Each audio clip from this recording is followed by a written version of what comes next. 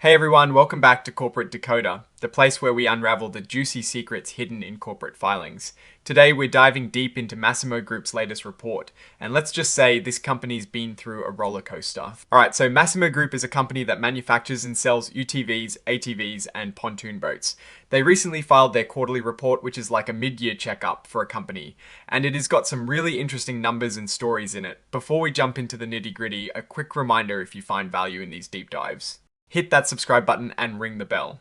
Also, we have a fantastic community over on Discord where we break down these reports even further. The link is in the description below, so make sure you join us there. Let's start by getting a grip on the company's financial pulse. When you look at their revenue, it really tells a story. For the 3 months ending the 30th of September of 2025, their revenue was about $17 million. Now compare that to the same period in 2024, and it is a significant drop down to about $25.6 million. That's a nearly 34% decrease. This big revenue drop is a major red flag. The company says it is because of a weaker US economy, less consumer spending, and new tariffs making things more expensive. They also mentioned that President Trump's policies and tariffs on China caused some big customers to cut back on orders. It is a tough market out there, and it seems like they are feeling the pinch. Let's look closer at where the revenue comes from. Their UTVs, ATVs, and electric bike segment, which is usually their strongest area, saw a big drop too. Revenue went from over $25 million in the third quarter of 2024 down to about $16 million in the same period of 2025. That is a decrease of almost 35%. Strangely enough, revenue from their pontoon boats actually went up a little. It increased from about $517,000 to $614,000. The company attributes this small increase to a new sales strategy, focusing more on direct customers and using social media. It is a tiny bit of good news in a sea of bad. Now let's talk about profit, or in this case, sometimes losses, and the cost of making these products. The cost of making their products also dropped significantly from over $18 million in the third quarter of 2024 to just under $10 million in the third quarter of 2025. This makes sense because they sold fewer products, but here is where it gets interesting. Their gross profit, which is what is left after you subtract the cost of making the goods from the revenue, actually went up a bit. It went from about $7 million in 2024 to just over $7.1 million in 2025. What's really telling is the gross profit margin.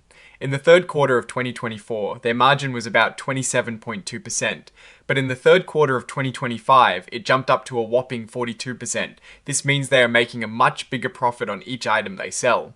They say this is because they are selling at higher prices now compared to last year, and maybe they found ways to cut production costs. This is a positive sign for their underlying profitability per unit.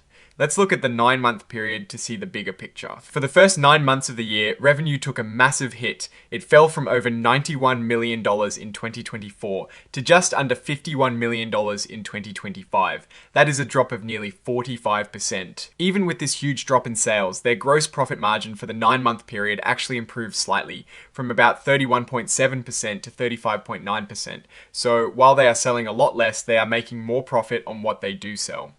Now, let's look at the expenses that come with running the business. Their selling expenses, which include things like advertising and shipping, dropped by a lot, from about $7.9 million in the first 9 months of 2024 to about $5.2 million in the same period of 2025. That is a decrease of over 34%.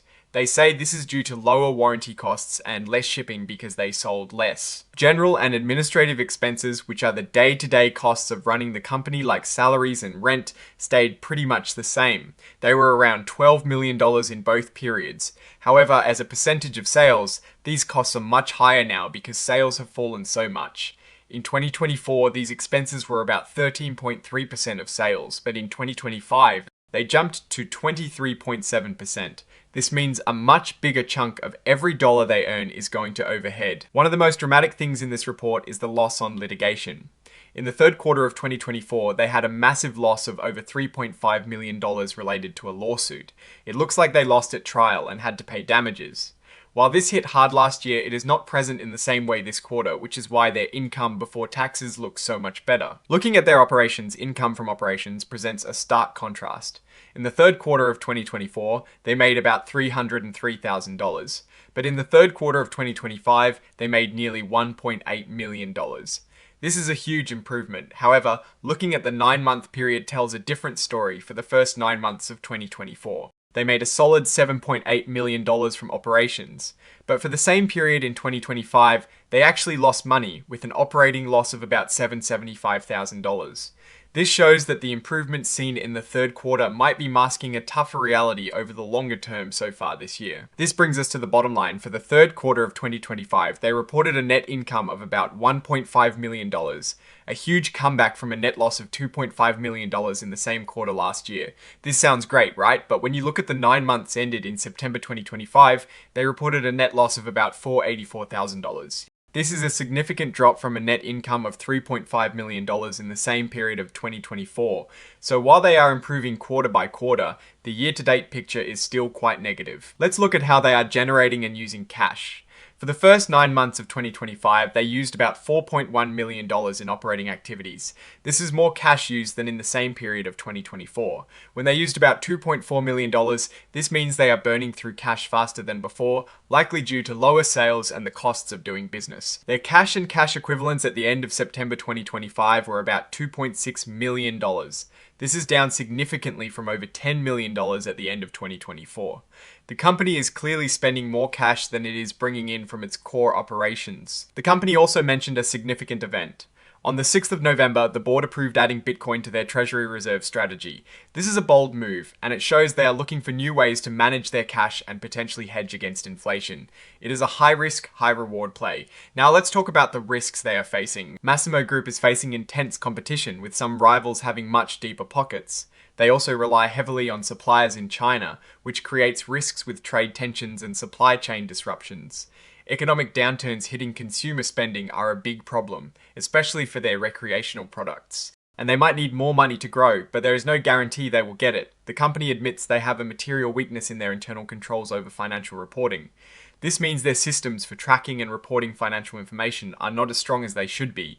They are working on fixing this, but it shows there is still work to do to get their house in order. So, what is my take on Massimo Group? They are clearly in a tough spot, sales are down significantly, and they used up a lot of their cash reserves. The improved profitability per unit is a silver lining, showing they can make money on what they sell, but the overall volume is the main issue. The reliance on a few big customers and suppliers makes them vulnerable, and the material weakness in internal controls is a concern for investors. The move into Bitcoin is a high-stakes gamble that could pay off or backfire spectacularly. Right now, the company seems to be fighting an uphill battle against economic headwinds and competitive pressures. They need to find a way to boost sales significantly or make their cost. Cutting efforts even more effective to get back on solid ground. What are your thoughts on Massimo Group's report and their strategy going forward? Let me know in the comments below. If you found this breakdown helpful, please give this video a thumbs up and subscribe for more corporate deep dives. And again, check out the Discord community linked in the description. Thanks for watching, and I'll see you in the next one.